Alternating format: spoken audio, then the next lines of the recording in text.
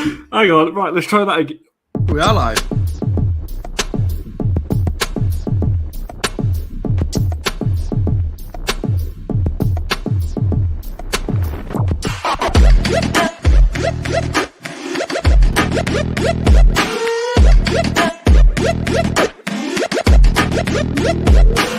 Click subscribe to get daily Manchester United content from Passionate Reds, only on All for United.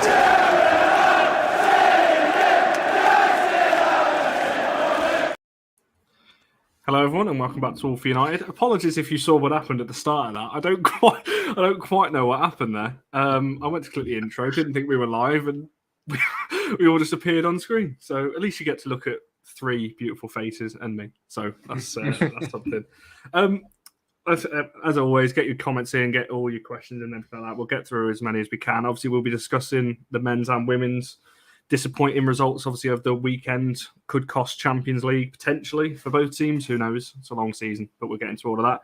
Firstly, let's go around and see how everyone is on this Valentine's Day evening. Benny, how are you doing? I'm all right. Very, very well, thank you, mate. Happy Valentine's Day. Oh, it's the first one I've had all day.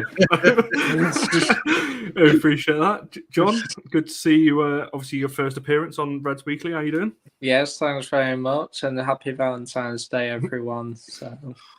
Oh, see, it's all love. It's all love. Andrew, are you going to keep this trend up? Yeah, I'm all good, thank you.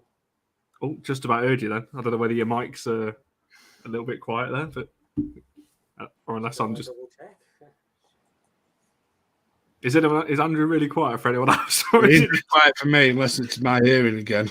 That was a bit quiet. Yeah.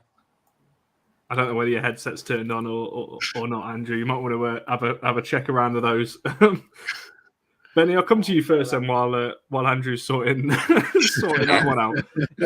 Obviously, we'll discuss the women's result first. Manchester derby. They said sellout, but I didn't look a sellout. Certainly not from a City perspective yesterday. United lost 1-0. We'll get into more detail in a bit, but just your kind of brief thoughts on that. Obviously, we've had 24 hours now to kind of reflect on the result. What are your kind of thoughts initially off the back of it? I think somebody needs to tell City they can't keep counting seats as members of the public, empty seats. But listen, it was still a really, really good turnout. I'll say that first and foremost. Over 5,000 fans there, which is good to see. Let's be fair, it wasn't really packed out. I think it's good to see that they actually open up the standing sections as well, which they don't usually do. Which usually, if you watch City, they have their big banners covering the sort of standing areas of the ground. So it's good to see that they were open.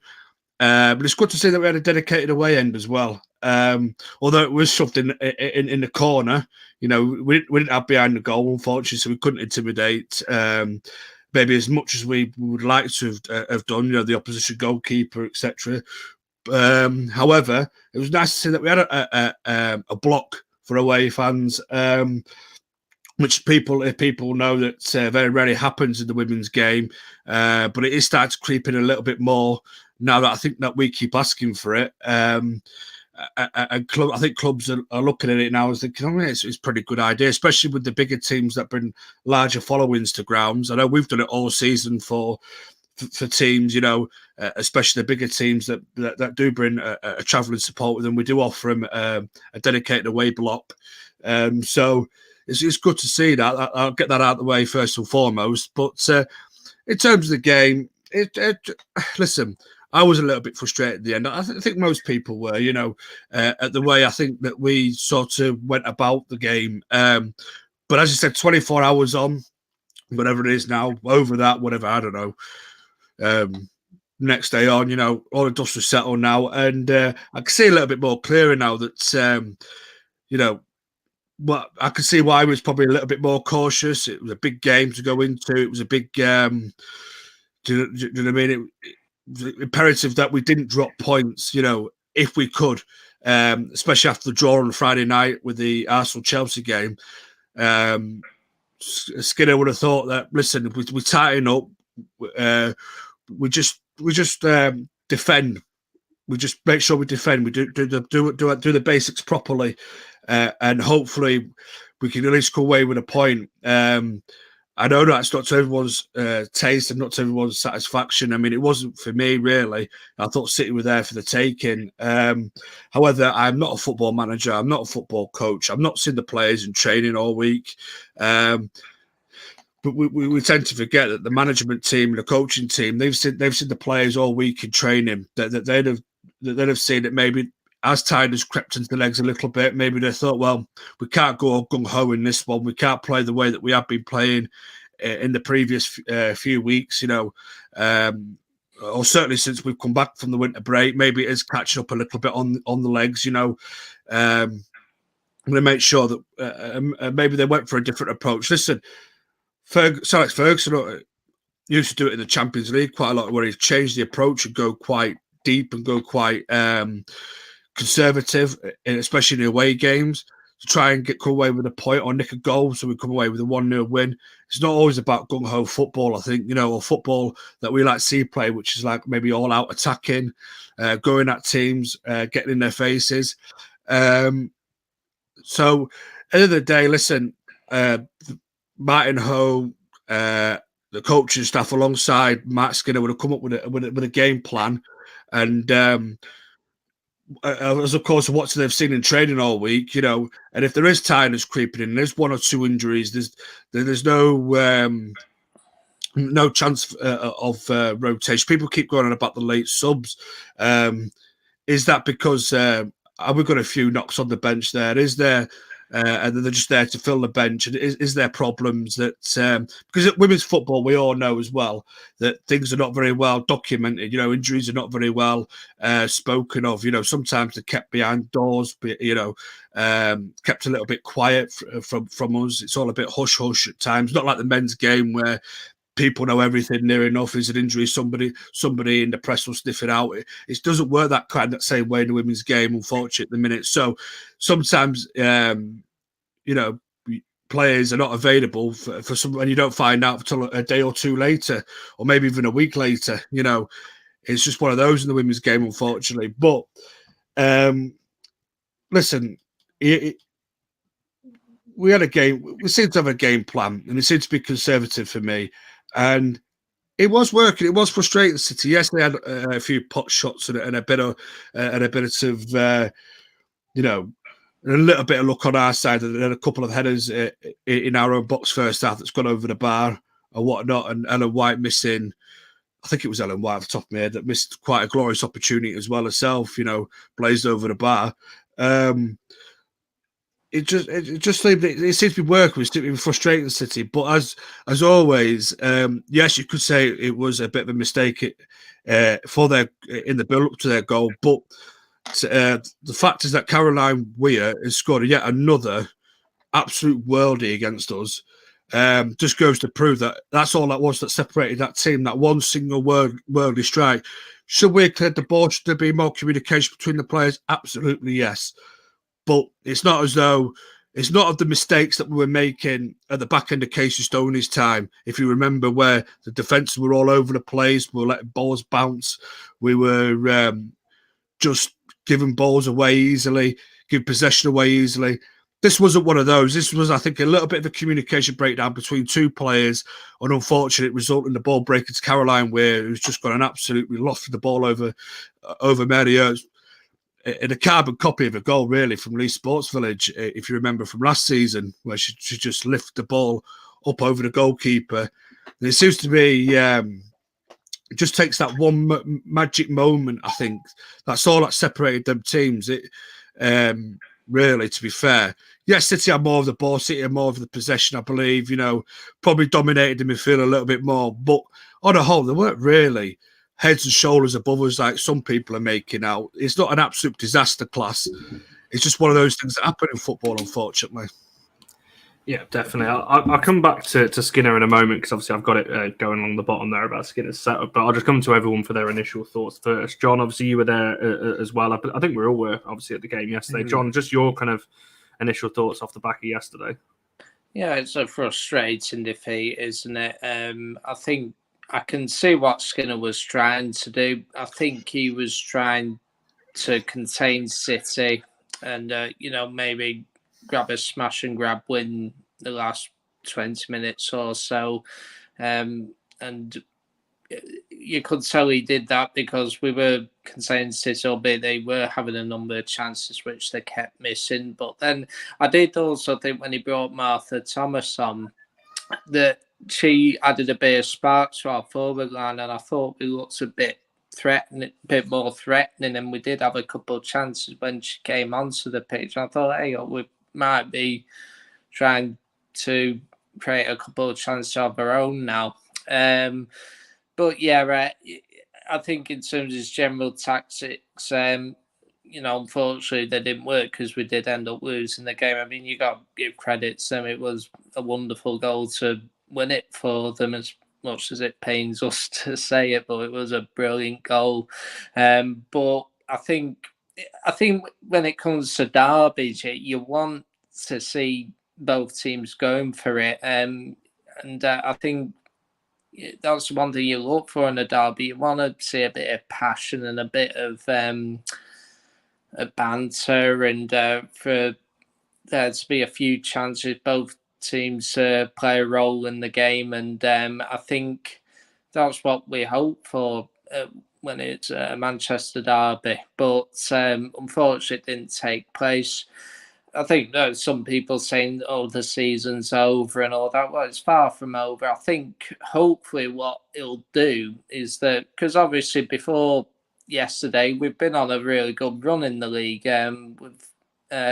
We've played we've won 5 out of 6 or something like that. And sometimes you need a defeat occasionally to make you realise that you still got a long way to go. Yes, you have been fine, but you can't be overconfident. And I think hopefully that loss yesterday, the girls will go away now for a couple of weeks, and hopefully by the time we play them in the FA Cup in a couple of weeks, we will bounce back. And I just hope that for that derby in a couple of weeks, we maybe go for it a little bit more, because like Benny said, City, you can get at City, and but hopefully it won't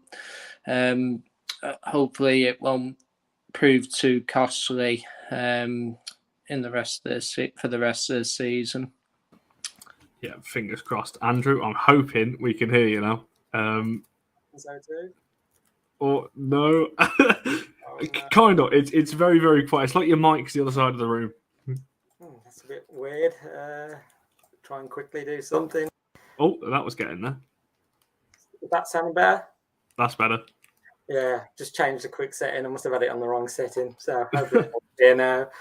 Yeah, in terms of the game, I just felt like we let City play their game. We know how City are going to play. They want to play it along the floor, which they were doing very well. I think we just gave them maybe a bit too much respect going into this game. I think first half I don't think we really created any chances of significance. I mean, they were pushing us, right back in towards our own half, and we just couldn't get any control in the game. I was like, and even when we did get possession, it was like, I don't think we even strung a number of passes together before they were like hounding us with their press. I mean, I liken it to a bit like the Barcelona team of like many years ago, where when they press, I call it like a swarm of bees. There's 2 or 3 players around one player trying to get it. And I think I read somewhere I think it was when Guardiola is like, they've got to retrieve the ball back within 10 seconds. And if they don't, then they'll back off a bit and then go again and try and get it from another player. But I just say second half was, let's say, slightly a bit better. I say we did create a few chances, and especially when Martha Thomas came on, she was trying to press, but then she was the only one who seemed to be doing it. Whereas if you're going to press, you've got to all do it together, because if one does, then you kind of like the one person's just doing all the hard work. I've got to say, give credit to City's goal. If we'd have scored that, the away end would have just gone mental, and sort of.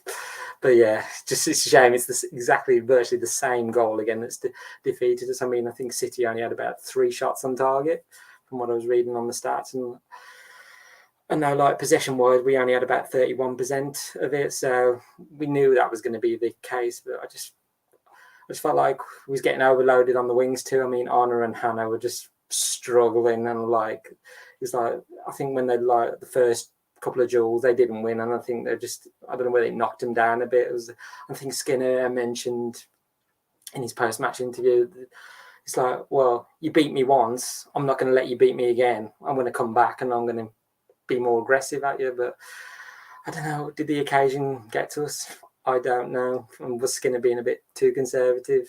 Did he? I don't want to say truly believe we think we could go and get the win. I was more confident. I mean, the last few results we had, I mean, the run we've been on, I mean, say the Tottenham result, I think expectations after the Tottenham game, I was like, oh, here we go. We're into third now. Champions League is sort of in our hands, and I think and how Chelsea and Arsenal were doing was like, oh, there's a possibility.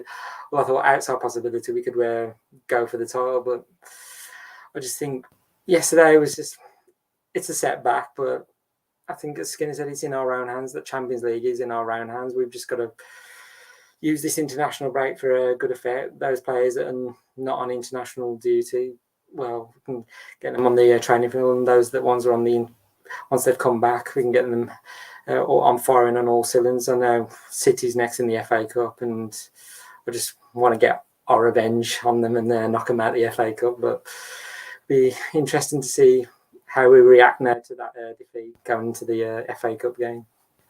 Yeah, definitely. I think as well. I think as much as I think we could talk all about United. I think, and it pains me to say it, but I think you do have to give City credit as well. They pressed very, very well. We can never seem to keep hold of the ball. I said this on the show on the women's channel at 7:00 that I actually want somebody to go find me a clip where we had 6 or 7 passes together. I actually genuinely don't think we did, and that's not even me exaggerating. I actually don't think we got more than 6 or 7 passes together in the game, and that is partly down to our players, the lack of confidence as the game went on. But City's pressing, they were pressing in 3s and 4s, and we could not get past that. And the only way of getting past it was the long ball, which obviously wasn't working. And when you've got the players like City have on the wings, obviously we were missing 2 wingers really. Hansen wasn't playing, Golson wasn't in the squad. So when you're playing Ella Toon, who's not the quickest, and Russo out wide as well, who are both not defensively orientated, Honor and Hannah just got absolutely battered by Hemp and Park. And then you had Stokes and Bronze coming up as well. It was a tough watch for a United fan, but I think once you take a step back and think about it, we were 10 minutes away from getting a point. And if we'd have got a point, we'd all be sat on here now going, what a masterclass that was. We've come away with a point. We're still 5 over City. It's really on now. But because that one wonder goal, it's knocked us back. And obviously now it really is on. And the prospect potentially of last game of the season, City have got Reading, we've got Chelsea. You could have 3 or 4 teams fighting for third. That it's going to be... it's going to be a showdown right to the end. But just sticking with the game itself then, Benny, where do you think the kind of game was won and lost? Because there's been a lot of criticism of the midfield, but I think personally it was out wide where we kind of lost the game. But obviously I know the goal came through the centre, but it was a mix-up between 2 players, and then the centre-backs didn't close it down. But it was a good finish. You've got to give it that. But where do you think the game was kind of won and lost? And what would you have... Obviously, talking about Skinner's setup, I know you were quite vocal about it as well. What would you have changed to maybe get us over the line? Well, to be fair, mate, I still count the wingers as midfielders, really. It's still part of your midfield unit. They're still tucked inside to try and keep it nice and tight. As a defensive unit, when you are defending with two banks of 4, basically, they're still the same unit. The wingers, but I agree with you, Connor. I think it was lost out wide, and it was lost through the middle, both in equal measures. It just seems to me, and I said it on the Saturday night preview show, we needed to win that midfield battle, because it comes to these big games, and it seems to be we're very, very. I don't want to say the word weak in midfield, but we're very, very soft. We've got a soft belly in midfield. The team seems to be able to run through us at will, or pass through us at will at times. It's like we seem to not have. We don't seem to have an answer to the question at the minute. Why is it when we played the bigger sides, or maybe the sides with a little bit more know-how and a little bit with players on that know how to pick a pass, or know how to run at players, and know how to beat a player, that play at the highest level. And when I say the highest level, I'm not only talking about the WSL, I'm talking about Champions League football as well. They're international players as well. Most of them all play for the national sides. We seem to be very, very soft. We seem to have a very soft belly, and I don't know whether it's it's personnel. Listen, at the end of the day, Paul Scholes was one of the greatest midfield players I've ever seen in my lifetime. In fact, the greatest United player in my lifetime that I've ever seen. But the guy couldn't tackle for toffee. You know, he just could not tackle. You know, even though he would try, you know, I'd rather see if somebody can't tackle, if someone's not a natural tackler or doesn't like going into a challenge, just go into it. You know, Scholes is a perfect example. If you get a booking, you get a booking. You know, if you get sent off, you get sent off. At the end of the day, I'd rather a player get sent off by trying to get into a challenge, you know, than chicken out of a challenge, basically. That's the one thing that winds me up. It is the one thing I will say that really winds me up when I see players that back out of challenges, that pull out of challenges. And a number of our midfielders do that. And I feel like you're there, you're in the engine room now. You've got to get stuck in. I know it's not everyone's forte, tackling. It's not everyone's strongest parts of the games, you know, but you need to get stuck in. You can't just rely on Paul Haley Lad to try and do it all for you. You've got to get in and around her. You've got to support her. If you bring someone down, you bring someone down. If you take a booking, you take a booking. If the referee sends you off, it's happened before in Manchester derbies. It's happened before in different games. You get sent off, you take it on the chin, and we learn from it. But, you know, I think fans, I mean, to be fair, I would say I think fans, but there's a lot of fans out there you can't please no matter what you do. But I think fans would be a little bit more understanding if he was there, putting your body on the line, fighting for the ball a little bit more. I'm not saying that we don't do it. I do say that we do it, but I just think we need to be, and I think Skinner's even called it himself, we need to be uglier. We need to be more nastier, you know, as a team, especially in midfield. It's such a soft belly there. And then you're inviting pressure onto your centre halves. Again, they can't do it all. You know, when you've got players running through a canter or passing through your midfield at a canter, you know, it's difficult to pick players up. It's difficult, you know, to try and do your job and the midfield's job as well at the same time. It's not an easy for players. That being said, though, he wasn't absolutely massively 100% blown off the park, outplayed or anything like that. You know, I don't think City were all that impressive, to be honest with you. Yes, they had a lot of possession of the ball. Yes, they had nice little neat passing exchanges, you know, throughout the game, and they were working some dangerous situations like when they got the ball into our box quite often. You know, there was asking questions of our defence. There was pinning our fullbacks back. Yes, they were doing all that, but they weren't massively overroaring us. You know, they didn't smash us like for example, that Chelsea did at the start of the season. You know, this City side, I couldn't understand the frustration. I couldn't understand why people feel disappointed. They were there for the taking, and I don't think they're all that good. And to be fair, mate, they've got some really good players there, but players like Lucy Bronze, she's supposed to be absolutely world class. To be fair, man, she was no better than half our players, in my opinion, man. I don't think she was all that yesterday. I don't think many of their players were all that. But as a unit, as a team, they look far more. They were far more better than us, unfortunately, on the day. Unfortunately, I think we was just running out of ideas.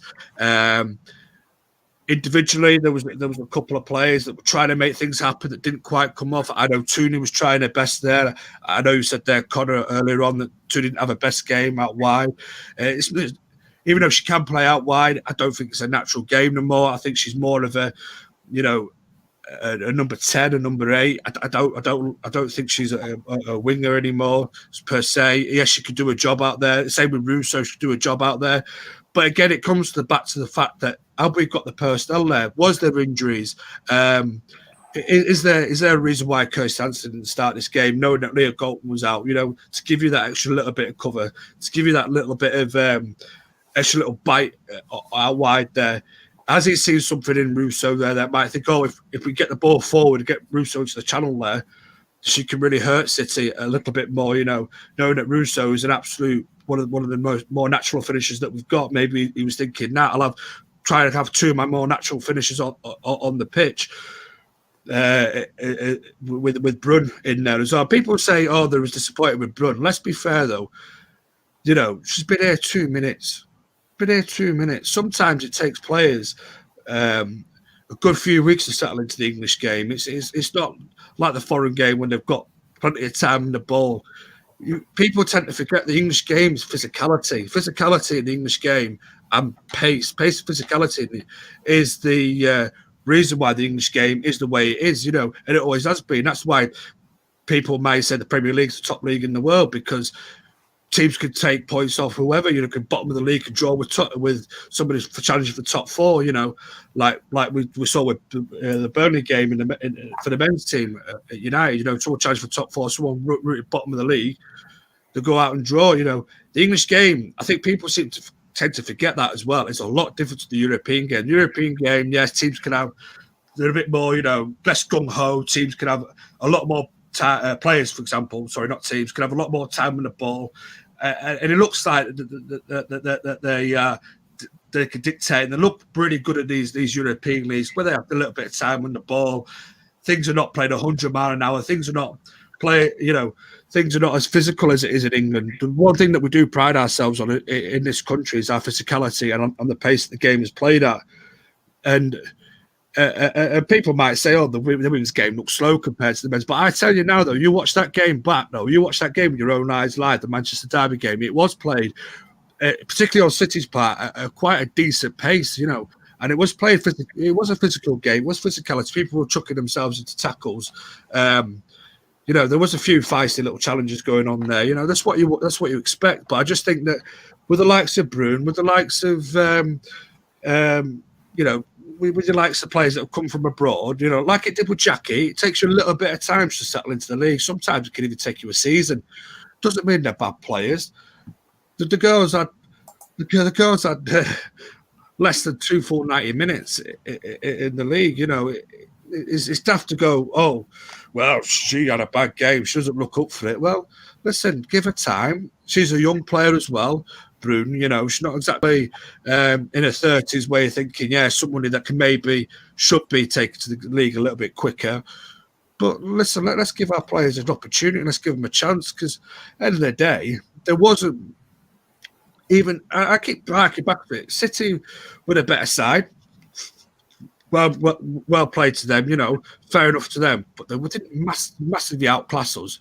So, they weren't absolutely battering our goal down. They weren't peppering Mary Earps with loads of shots, really. Yes, they had 1 or 2 opportunities that even they might feel themselves they could have done better or a lot better with.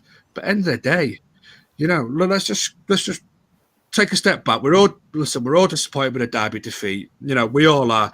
And sometimes I remember, like I said, like I said in a private chat to someone yesterday, our emotions run high. There's a lot of toxicity that's coming from them, sort of leaking into the women's game as well. We all know at the minute things aren't right at United, things which is giving people a lot of frustration. But it doesn't mean that you go on personally abuse players and tag players and stuff. People forget players read it, the families read it as well. I think the men's game is probably a little bit different, as in terms of players are probably a bit more hard to this sort of things. Even then it's still wrong. Then I remember a few years ago when Colleen was getting absolutely peppered because of what Wayne Rooney wanted to leave United. It's got nothing to do with Colleen for the poor lass, Chris's wife. You know what I mean?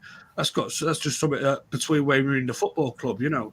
So nothing to do with Colleen. I think we need to realise that in the women's game, it's a tight-knit community. And I know people are saying, "Oh, such and such was having a laugh with Weir and everything." Yes, it annoys me a little bit. Yes, we had it in the men's game when Roy Keane called it out when we lost to Manchester City at Old Trafford. And the Manchester Derby, he said, "Do that stuff down the tunnel and stuff like that."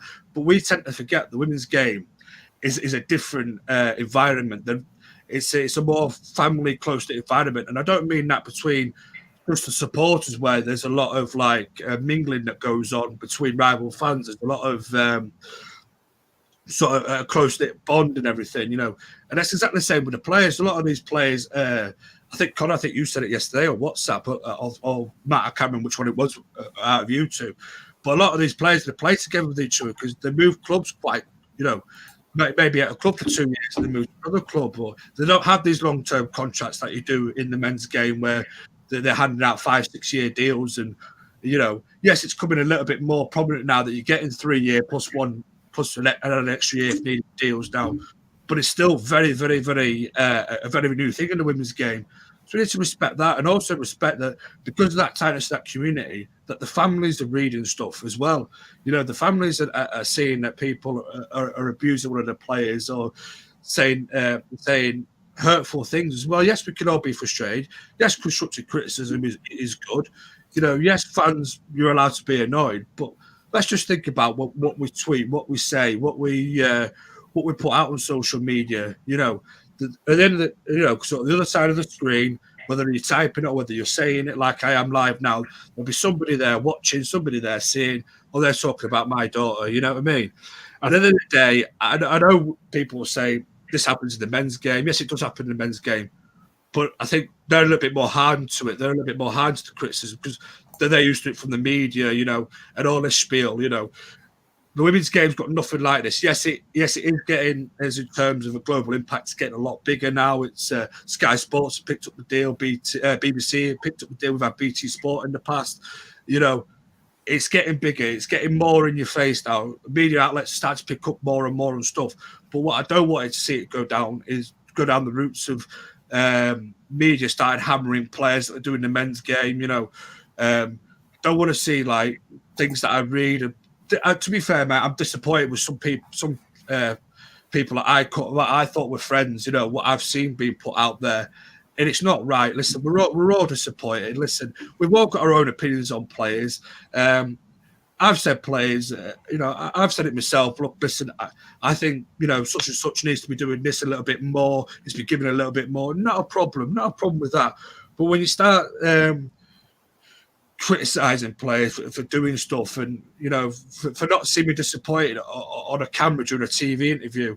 I point the same thing about Harry Maguire. You know, I know I've been ranting on for ages. I do apologise, people. I said think about Harry Maguire. Harry Maguire's not natural in front of a camera.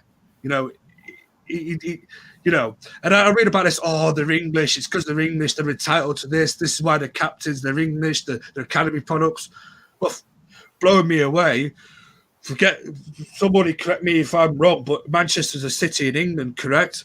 And therefore Manchester United is an English club. Of course, they're going to have English-based players. Of course, they're going to have a big core of English players. And of course, academy products are going to come through. That's what we pride ourselves on. And Zellum, and I won't say this about Katie Zellum, she is English, and she is an academy product, and she is the captain of Manchester United women's side. But, you know, say, oh, she looked disappointed on an interview. What do you want to do? Break down in tears? Do you know what I mean? So, some people, when I watch Katie Zellum in front of a camera, I don't think she's 100% confident. I'm not 100% confident. I blab on like I am now, you know. But some people know how to play the spiel. Roy Keane knows how to play the spiel when he was captain. Yes, he's a different entirety. We've got to think the world's moved on now and things have changed and people have been brought up differently. You know, we're coming in with the next generation being brought up to be nobody's a loser type thing. We're all winners. You know, where school competitions, it's a completely different video for another day where, you know, school competitions, you know, we're finished. You know, there's no losers, there's no winner. You know, we're all winners basically. They're coming with that sort of mentality. Gone of mentality in my days, you know, where, you know, number one is winner, and nothing else is. Everything is a loser. You know, we've got to remember that as well. People are brought up differently. You know, this next generation are brought up a little bit different. It's about the social media perspective, isn't it? Sorry, Ben, I'm going to have to cut you off. I'm going to have to get. I'm sorry, John. And I'm sorry. I just thought I'm going to have to get one of the other two guys' thoughts of the podcast. But you are right in what you were saying. It is about kind of the perspective nowadays. And I will just say on here before we bring it back to the game, before we talk about the men's as well. That obviously the stuff we saw, if you follow the women's side, you would have seen obviously what happened on social media the last kind of 24 hours or so. Obviously with Ulf United and anyone that knows us and that follow the team, we support the team, we'll support all the players. We'll never go out publicly. And as Benny said, in the women's game, it's different. They'll see that, the families see it, and it's you just don't go out and do that. So just bringing it back, John and Andrew, I'll let you have the last word on the game before we move back to the men's side. John, obviously, same question to yourself, really, in terms of just where this game was won and lost, because, like I said, it's midfield or out wide, really. But is there anything that you thought maybe Skinner could have set up differently or could have changed? Yeah, I agree with the point you and Benny were making. I think Benny touched upon it. It was lost on the wings because, particularly in the first half, I thought I felt sorry for Ona and Hannah because their wingers were just giving them a run around and they weren't getting much support. And thankfully, it was poor finishing from them, which prevents us from being maybe a couple of goals down, perhaps. And basically, as Benny was saying, I think it comes down to mentality. I think, did we have the inner belief that we could go on and win the game? And I think Benny's point about the midfield, you have to win the midfield battle. And what the point you were making, Connor, about you needing, you couldn't remember a spell where we kept possession for 6-7 passes. Well, if you're going to go away to your Cities, your Arsenals or Chelseas, there needs to be a spell where you do control the game. Yes, maybe City are technically the better football team, but you've got to try and break it up. And I don't mean dirty or anything, but yeah, as Benny was saying, make the odd tackle and do try and break up the play with them. And basically, if you keep doing that, then you're more in the game. If you're just going to let them play, you're more likely to lose the game, and that is exactly what happened. I think City would probably think, well, we could have won by more yesterday if we were more clinical. Like I say, I thought their goal, what was so frustrating about it, it was first time that the 5 minutes before them where I think City started to get a little bit desperate themselves because they were putting a couple of balls in where it was going out of play and that. And, unfortunately, it took them one goal to win it. And you could see from their perspective that the mass relief when it did go in, and then they saw the game out. And I think that's what we need to learn. If we're going to improve going forward, we have to control the games, and particularly from the midfield. And I think, as Benny mentioned about Tooney and Russo, they're not natural defensive minded, so therefore they won't track back to help the fullbacks as often as maybe your Galtons and your Hansons and that. And that's that was one of the reasons why we might have lost the game. But it's one loss. We're in a good position. If you were giving us this position at the start of the season, we would have taken it. So, it's a derby. Anything can happen. We've lost it. We move on. Hopefully, we'll win the next one in 2 weeks' time. But yeah, hopefully we can be a bit more positive, a bit more on the front foot for the derby next time. Yeah, Andrew, I'll let you have the last word on this. Then, obviously, you were next to me in the ground. You shared my frustrations yesterday, but I think we both kind of came away with similar thoughts. But obviously, I think we were kind of on the same page at the time as well. Go on, let you have the last word. Then, what do you think in terms of what Skinner could have changed, what potentially could have done during the game, before the game, and where we kind of lost it? I think the players got a bit frustrated that they couldn't be able to do what they wanted to do, whereas because City did push us right back. And I mean, it was like the midfield and defence were like together, and that left like Russo, Brune, Boris, and Toon further forward. But we weren't able to connect the dots to them. So like even when we did get the ball off City, obviously we couldn't string a number of passes together. Also, when we were onto the attack, sometimes we were rushing it. It was like, we need to get on the attack and get a goal, but needs to be a bit more calmer with it and just build up the plays and then work our way into the attack. But I agree with the midfield and the wing backs. They were just more so the Honor and Hannah were just giving a rough ride. And I think Katie was having to cover on to the right, go and help Honor out, and Hayley had to go and cover for Hannah as well, help her out a bit, because naturally Russo and Tooney not wants to trap back and be defensive minded. They want to get on the ball in their attack. I also think Bo Arisa was left a bit isolated at times, and then sometimes Broom was back in the towards the midfield, and that left Bo Arisa as the forward. It was like I don't know whether Mark Skinner could have changed Bo Arisa for someone else, but then who would you have brought on? Could Jackie have been brought? It's just, yeah, we just got frustrated in what we was trying to do. But I mean, in terms of overall the team, I'm just thinking we've seen such big growth from this team this season. I mean, I remember back to that 1-1 draw away to Tottenham. We was all down and deflated about that, but United regrouped again, and we just got back to our winning ways. And I just think with this women's side, it's still, I'm going to say, in its infancy, because Manchester United women, it's still only, was it 4 years old? Because it was formed in 2018. So this team is still growing and still learning. So we have to remember that. And also, say, the social media side and Katie Zellum getting, abused. I'm like, well, she's entitled to talk to City players. Some of those she's going to be teammates with England as well. So she's not going to say, "Oh, I'm not talking to you." And when they get to England, it's going to create that atmosphere. I just remember the men's side many years ago, and I think Rio Ferdinand said, "Oh, there was like that divide between clubs." It was like that suspicion. Whereas now, when the players go to England, they're all there together and they want to play for each other. Whereas before, the women's game is so different to that, and I just think it's wrong of us to just abuse players. The players themselves, they'll be critical of their own performance. They'll say, "Oh, I didn't do that right. I didn't do this right. I need to work on this." But also this is what I did well as well. So you can't be. I think, especially Katie Zellum, she's Man United through and through. I remember watching during that podcast.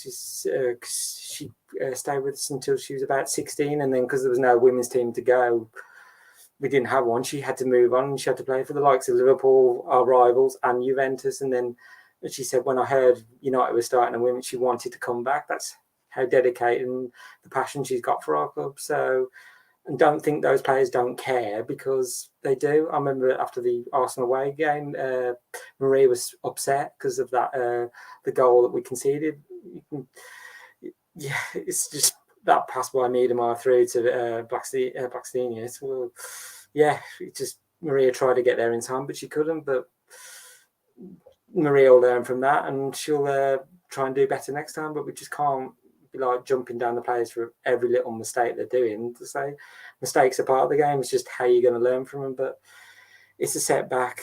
Yesterday was, but we'll move on from this and learn, and we'll get it back into our own hands. We've just got to hope. Well, I know Tottenham are still going to play City, so hopefully they'll get a draw out of that, or a lot. I don't know which team's going to win out of that one, but it's like I say, we've still got it in control. So it's still a bit of a way to the end of the season. So hopefully we're there at the end and get that third spot, and we're hearing that Champions League music at LSV next season. Fingers crossed. I like that ending. I'm not even going to add any more on that because I like that. We'll move it on to the men's side. Obviously, they 1-0 draw against Southampton, the third game in a row, been 1-0 up and failed to win. We've gone from second half FC to second half FC, but it's the other way around now, and we can't seem to see out games for whatever reason, despite performing pretty well. Again, in the first kind of 30-40 minutes, I thought we were pretty decent. And again, we've not come away with the win. I'll go in reverse order this time and stay with yourself, Andrew. Obviously, you were there at both games. Obviously, I know, Benny, you were as well. But Andrew, just yourself first, because I think we spoke about it obviously yesterday briefly. But just your thoughts on that, because it's another first 30-40 minutes where you thought, we look good here. And again, we've come away disappointed. Yeah, I've heard something Rio Ferdinand said earlier today, and he said, we're a bit like Jekyll and Hyde, just go from one extreme to the other. And I mean, the first half, was pretty much at it against Southampton. And I mean, they did have their moments in the first half too. It just felt like once we got that first goal, yeah, it settled us down, but we just didn't push on even more. And I mean, I felt like towards the end of the first half, we were, I don't know, where we just lost that bit of energy, even though the Pogba goal was offside. But I just felt like, oh, they're just resting on that 1-0, which we shouldn't be. I mean, we probably should have been up 1-0 up sooner than, because Ronaldo had his chance where he rounded the goalkeeper. It was only the Southampton player clearing it off, well, just before he got to the line. But and even Sancho should have probably scored before when he did. But it just, I say under Oli, when Oli was in charge, we started poorly in first halves, whereas Ranić seems to have got it the reverse. Now we're starting well in first halves. It's just second half. It's just like we know the opposition's going to come out, and it's just like they're going to attack us, and we don't seem to be ready for it. It's like I liken it to like a storm. We've got to ride out. We've got to ride out that storm. Like stand up and be counted. Like like say Maguire, for instance, Maguire being the captain, saying we're defensible, making sure the players are in. You get in that position, or make sure you're marking that player so they don't get caught out. I don't know if for the Southampton goal, because Deleu's at right back, he's like more attack minded, so we sort of sacrificed the defensive side more. Whereas I don't know if Wan-Bissaka had been in at right back, would have Shea Adams got through? I don't know. And the only criticism I could De Gea in that goal, sometimes I know he likes to say with his feet, but could he have just used, got down and used his hand? He might have just saved it. I don't know. I mean, yes, he was looking threatening first half, but then it just all ebbed away in the second half, and it's the same. It's just like deja vu, like with the Burnley and Middlesbrough game. It's just like can't be doing the same thing again and again, just being pegged back. It's like we're losing shape and we're just going away from the game plan. I could see we were getting frustrated too, and it's like firing balls, trying to fire balls in the box, but just literally trying to create something out of literally nothing. But I just think overall we need to start like being more clinical in front of goal. I was going to say two players that stood out for me for the most was Jadon Sancho and Paul Pogba to an extent as well. But yeah, I'm just thinking tomorrow what to expect. I just don't know anymore with United. It's Jekyll and Hyde with United. Definitely. John, I'd come to yourself and a player that Andrew mentioned there, Harry Maguire. Now, he seems to be getting all of the blame at the moment. And I think I'm in the kind of boat that we only conceded one yesterday, but we had a lot of chances again. Surely it's on the forwards to start putting some of these chances away. It's not all on Maguire. We're not getting beat 3-4-5-0 here. So do you kind of share that because surely it's not on one player at the moment. It's kind of I don't know, where do you think the kind of issues lie at the moment? Is it a mentality thing, do you think? Or do you think we're just running out of energy and we can't sustain it over 90 minutes? Yeah, but I think the mentality is that it is a mentality thing. Andrew touched on, you look at, we should have been, you think the last three games, we were 1-0 up half time in every game, and we should have been 2 or 3-0 up at half time in virtually every game we played. I think the frustration thing, basically the Southampton goal was almost identical to the Burnley goal in that we weren't prepared from the start. Luke Shaw for both goals is a few yards behind the rest of the defensive line, playing both forwards on. Maguire was at fault for the Burnley goal, but but it was on Deleuze, Varane and people like that for the Southampton goal. De Gea should have come off his line sooner for both goals. But yeah, I think my biggest worry is that we seem to play well in the first half, and then we don't take our chances in that. But then when we concede, we almost go into a panic. Like, what do? We've conceded, and we don't know how to respond to conceding. And it's like, well, you just keep playing the way you have been doing, because you are creating chances when it's 0-0, when it's 1-0. And then when you concede, you can still play the same way. And I think there's just a mental block with these players that whenever we concede, that I don't know whether it's us feeling sorry for ourselves or something, and I just think that, I do think there'll come a game where we are clinical and we do go 3-0 up at half time. The strikers aren't deliberately missing the goals, but, they do need to be more clinical. Ronaldo needs to bury that chance he was around the keeper. Sancho, it's. I mean, we in those 3 games we've had 5 disallowed goals. That's the other thing. We missed a penalty, and it's just like we've lost confidence in front of goal, and we need to click soon. I do think there'll come a point where it does click and we do bury our chances in one game, but we can't keep doing it. And, whether it comes this week against Brighton or Leeds or Atletico next week, we have to win a game and win a game well. And I think as soon as we do, we probably will improve and go on a run. I am convinced. I do think we'll go on a winning run some point, but it's about overcoming those issues in front of goal, and then as soon as we overcome these, then hopefully we shall go on a winning run. And Benny, do you kind of share John's thoughts there that once it clicks, we will kind of see a winning run? And do you think we've seen I think I read an article. I think it was Usual Talk Sport, if I'm being totally honest, but saying how United have got worse under Ralph. Can you see improvements under him? Do you think once, like John was saying there, once we start firing and we go into games 2 or 3-0 up at half time, that we will start seeing a different United and we will start seeing these games out?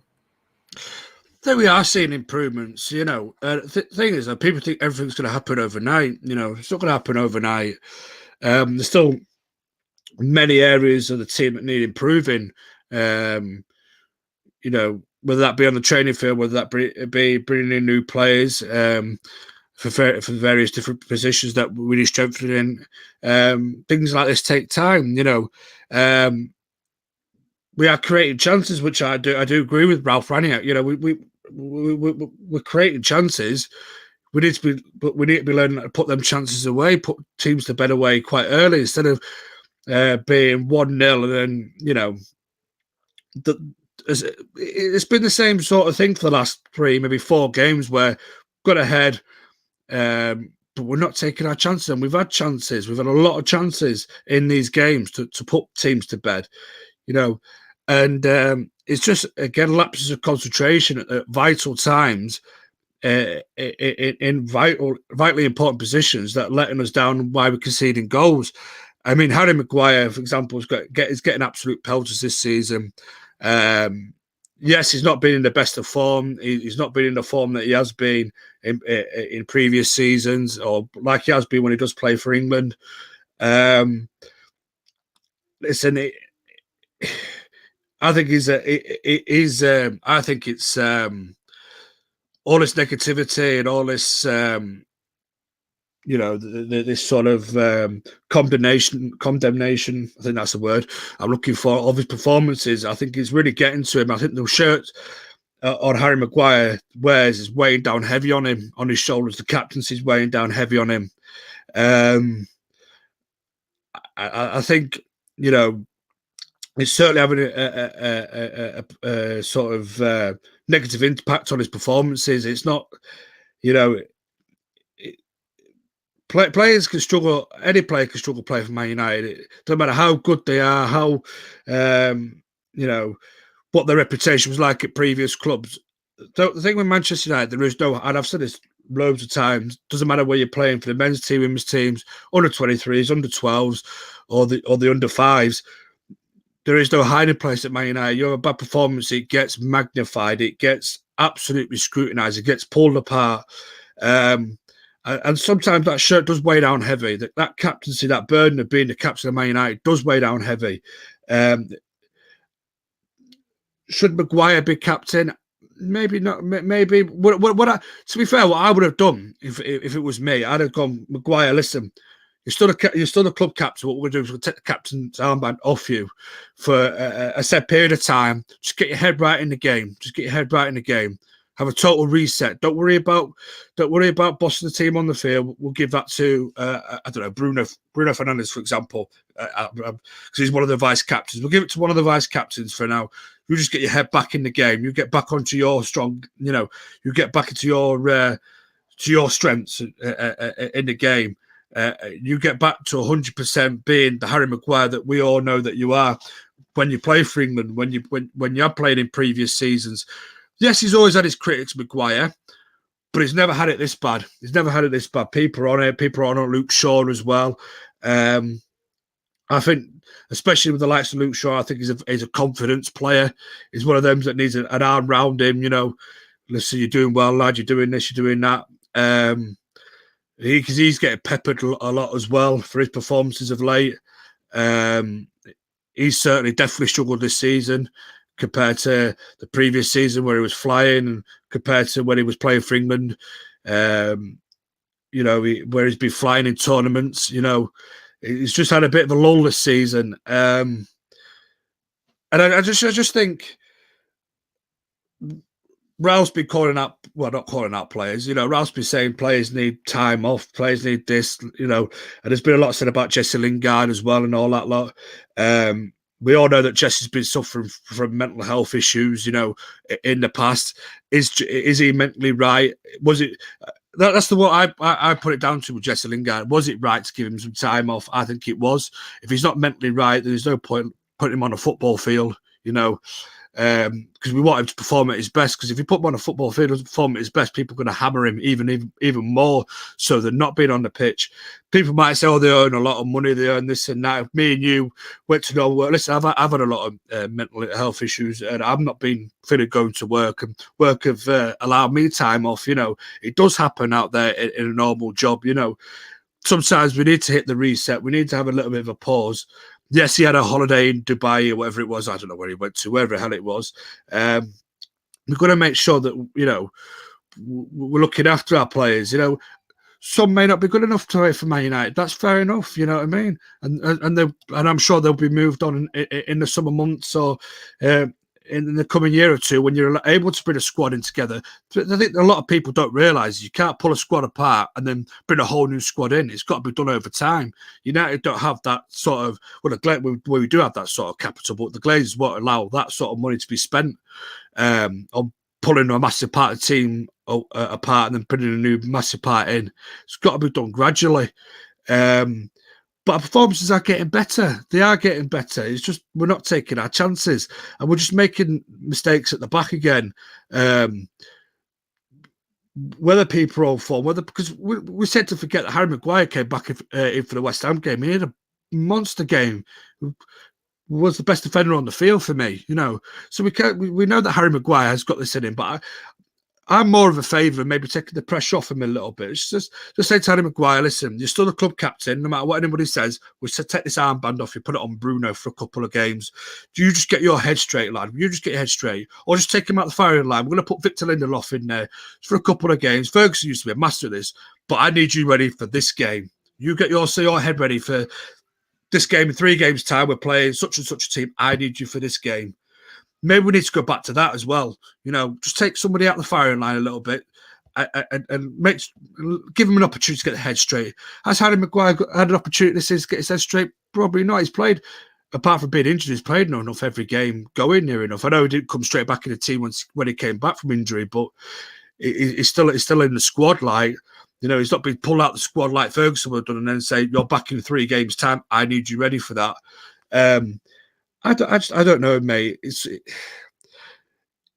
think it's a lot to do with our mentality. We haven't got a leader of men in there either. You think in the past you had your Robsons, your Cantonais, your Hughes, your Beckhams, your Giggses, your Vidiges, your Roy Keanes, all these type of players that are natural leader in men, natural born winners. They're comfortable at doing this. They're comfortable at leading the team at a very, very, very high level. They've done it for the national sides. They've done it for the, if they're coming from previous clubs, done it at previous clubs, their character there still, but they had a whole team around them that knew what it took to win. You look at this team now; it does not know what it takes to win. It's learning. It's still a lot of players are still learning that sort of trait, getting used to that trait as well. Some are born with it, some learn it. We don't have a lot of natural leadership off the field, I don't think, or sorry, on the field, not off the field, on the field, as in terms of, Bruno's one, Cristiano was one, I think. Harry Maguire's even one. I know he gets a lot of pelters, as I said, but there's a reason why he's captain. He's not being chosen because he's English, and he's definitely not an academy product, so you can't say he's an academy product, that's why. But he's been chosen by Solskjaer for a reason. He's been chosen and kept as captain by Ralph for a reason. There's a reason why he's leading the side. I just think we need to, just take him a little bit out of the firing line, see what Victor's like, Victor and of Iran, see what they're like together. Like he maybe has done with Wan-Bissaka a little bit, I think. Wan-Bissaka's been taken out the firing line a little bit. And Diego Dalot's been having, be picking up performances. And that's probably going to be the same with Luke Shaw. Now, Alex Tellers is back. Maybe he's going to take it out a couple of games, try and get his head right again.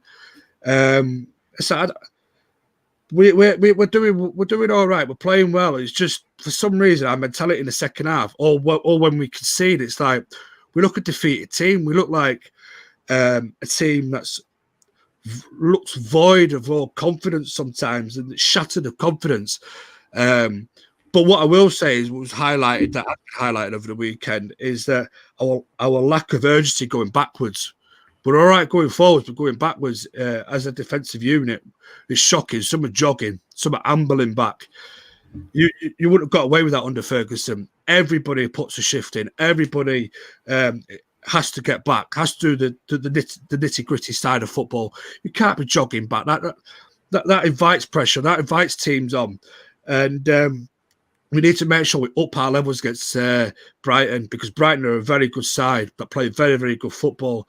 On Tuesday night, we need to make sure we correct that, and they're definitely going into Leeds, because this Leeds side, yes, even though it got defeated at the weekend by Everton, they're going to be a whole different kettle of fish against us at Ellen Road. You know that. Can I come back to you, that, Betty? I just want to bring up a comment. I want to go to Andrew. We're going to come back around the houses, and I want you to have the last word on Leeds, because I know how you feel about that game. So I will come back to you on kind of Brighton and Leeds. But I just want to come to you, Andrew, with this question that's just come up saying, would you say he's chosen because he was Ollie's big money signing? Obviously, I don't quite know how I feel like, because I think, for me, I'll just have my quick two-say out on Maguire. I think people have got short memories when it comes to Maguire and forget that he was one of our better defenders over the last couple of seasons. He was brilliant for England in the Euros straight after he came back from an injury. So I think I don't get this whole thing that he's a bad defender, because he isn't. He's going through a bad run. There's a difference between a bad player and a bad run of form. So I think there's that separation. So I just want to come to you, Andrew, obviously the last thing on that question there, and also just looking ahead, Brighton Leeds this week. How are you feeling kind of going into those two? I'll say Maguire, like I said, before, say the Euro, well, up until the Euros, he was probably one of our best defenders. It just seems like it's been up and down this season with why he's not quite, a bit like Luke Shaw, he's kind of not hit the ground running. And it's just like, I just think it's a bit, say, some of his defending in games has been questionable, and like he's been caught out, and like Ariel know himself. I was like, I should have done better there, but it's just, I just think he's just going through a bit of a, as you say, a bit of a poor run, and I'm just thinking maybe some time out the side, like maybe putting Lindelof alongside around him. Just, let's see how that might work for a while, and then just and work Harry Maguire back in, and just in terms of his leadership, I don't know. I'm just trying to think. I know in terms of personality, he's not going to be like a Roy Keane. I know Roy Keane was just like, he'd drag his teammates kicking and screaming no matter what. I just want to liken it to when I was watching the Rooney documentary. They said, well, when Rooney's really at his best, he had that rage inside him. I'm like, some of those players, like, I'm just thinking, do I see that rage with him? Like when Southampton equalised, I was like, I wanted the players. Oh, we're going to get angry now, and we're going to get back straight into this. went back to the first game this season against Leeds when they equalised, and then it was like, well, we were in control. Well, we was in control of that, and they scored. Okay, then I think it was like literally 2 minutes later, we went down the other end and scored. It was like, we'll show you, you can't score a goal against us. You're going to get punished for it. But I just want to just question. I don't question Harry's leadership sometimes. I'm just like, I just want to see a bit more from him on the pitch. I don't know what his personality is like in the dressing room. He could be one of the most vocal. I don't know. Or like Luke Shaw said after the match, we need to, well, I don't know what to say, calling out your team and say, well, we need to, learn quick and get on a winning run. So just say, I know Luke Shaw, I think he used to be one of the quietest member of the squad now. In like recent years, he's just been one that's been becoming more vocal. And then you can see from like other players on the pitch, they lead by example. Like Bruno will just give you 100% each time. We'll be like running all over the pitch trying to get that ball and get it back, and whether he's defending or trying to get us on the attack. And obviously Ronaldo, he's trying to lead the side as well. But just looking forward, I just think with Brighton and now I'm going to say they're no mugs. I mean, God forbid they got a result against us, then I think they're only 3 or 4 points behind us, and I think they still have a game in hand. We can't let Brighton have a sniff against us, because if we let them attack us and we're not at it defensive wise, then we're going to get caught out again. We just need to hit Brighton very early, and then once we're 1-0 up, just keep like in 5th or 6th gear, just keep going at them, just keep getting on the attack and trying to create those chances. And as long as VAR and offsides are not catching us out, then we'll just trying to hit Brighton for 6 or something. I mean, Leeds of the weekend is going to be a different proposition. I know they lost against Everton, but Leeds is always, Ellen Road's always a tough place to go to. So, and they'll be up for that. And so I think this week we need to get those 2 wins under our belt, and just given like Tottenham and West Ham, Tottenham losing and West Ham drawing, it's sort of, the weekend wasn't as bad as it could have been. Tottenham could have been like on our tails, and they've still, on our tails, and then they've got a few games in hand on us as well. And now Wolves, I think they're just not far behind as well. So we're just literally looking over our shoulder, whereas I just think it's going to be a tough run in towards the end of the season. I just think, when United, they like to do it the hard way, and we seem to get there in the end, but it's just, they just put us through every emotion going. It's like up, down. It's like, can we just have a bit of calmness for a while and just go on a winning run, and then everything just, we're just all happy again. That's what I want. Some wins and some happiness at United. And John, for yourself, obviously looking ahead, Brighton tomorrow, how are you kind of feeling going into this one, despite obviously recent results? Well, Brighton are the draw specialists, aren't they? I think they've had like 11 or 12 all season. And I think they've only lost 1 away game all season. But yeah, I agree with Andrew. You got to try and get the win. And I think, try and get a goal up early. Keep pressing for the 2nd, 3rd if you can. And, you just got to get a win. I don't care if it's 1-0 or 5-0. You got to get that win. And it will come.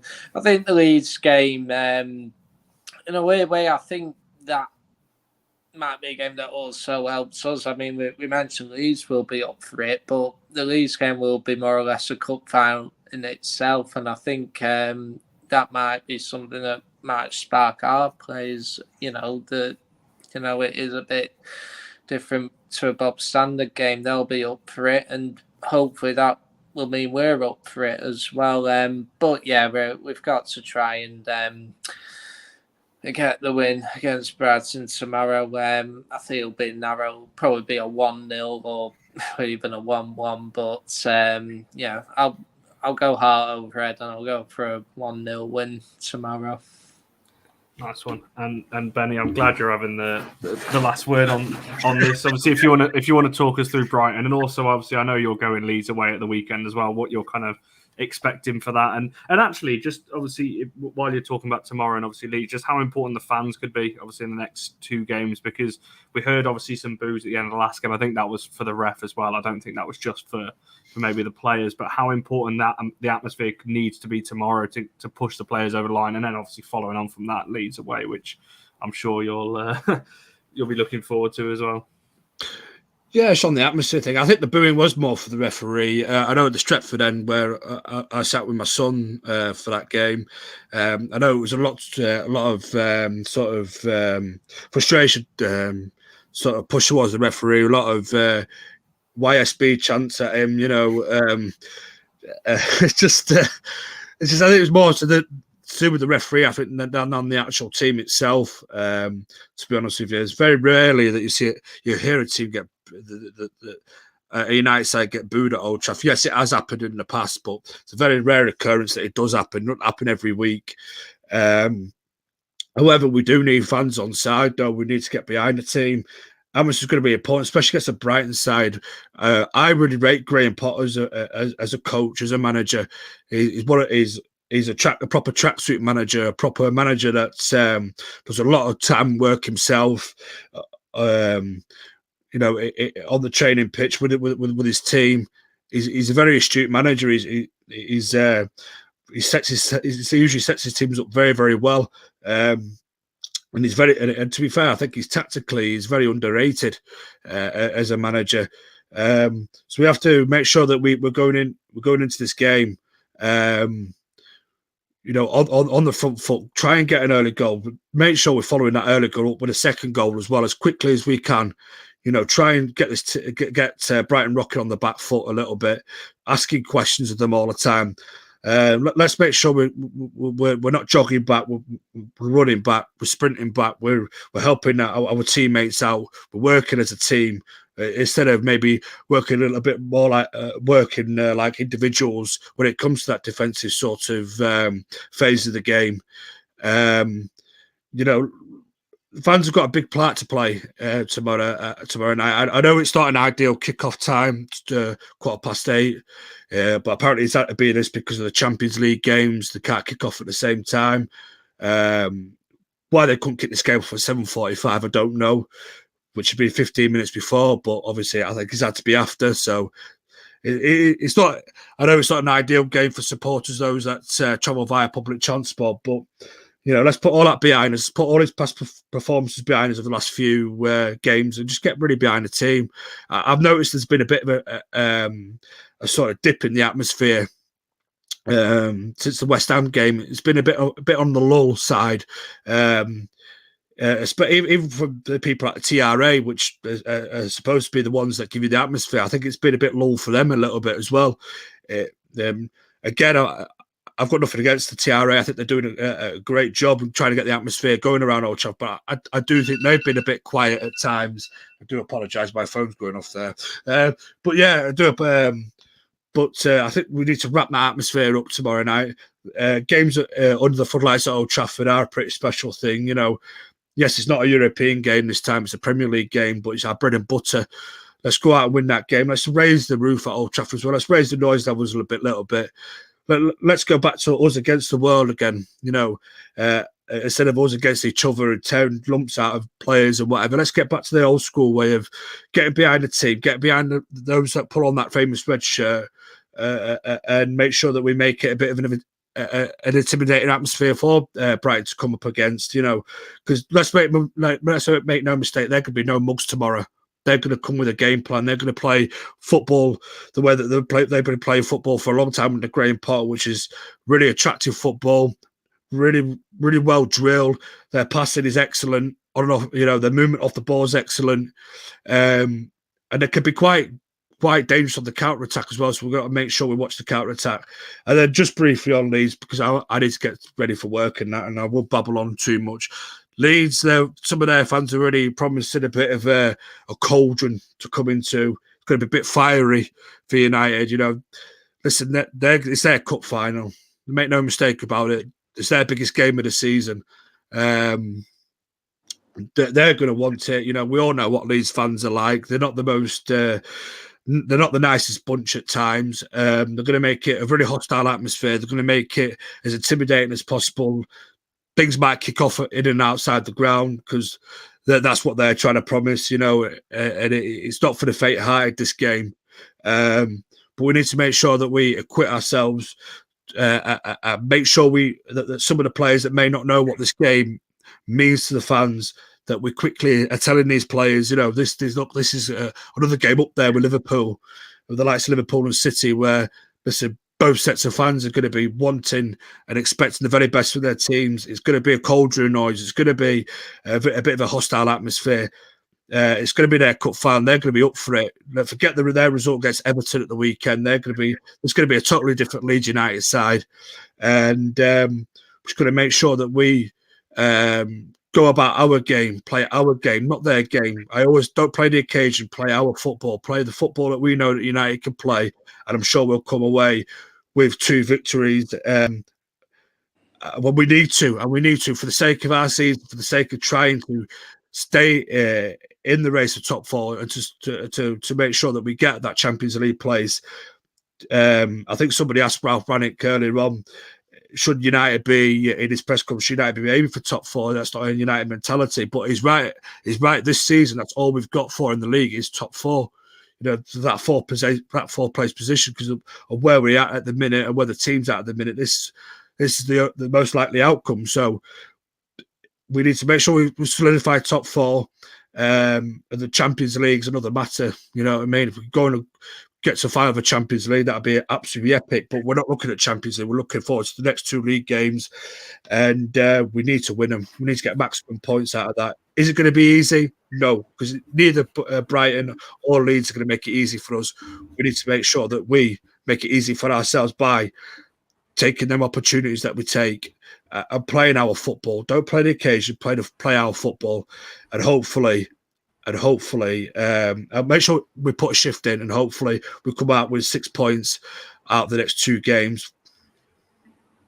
Yeah, I hope so, and I hope for our sake, for Reds Weekly next Monday, it'll be a more positive show to round up because, as you said, it felt like a defeat on Saturday, but obviously neither senior side winning at the weekend, no academy games to talk about, so. That'll wrap up this week's Reds Weekly. We'll be back next week.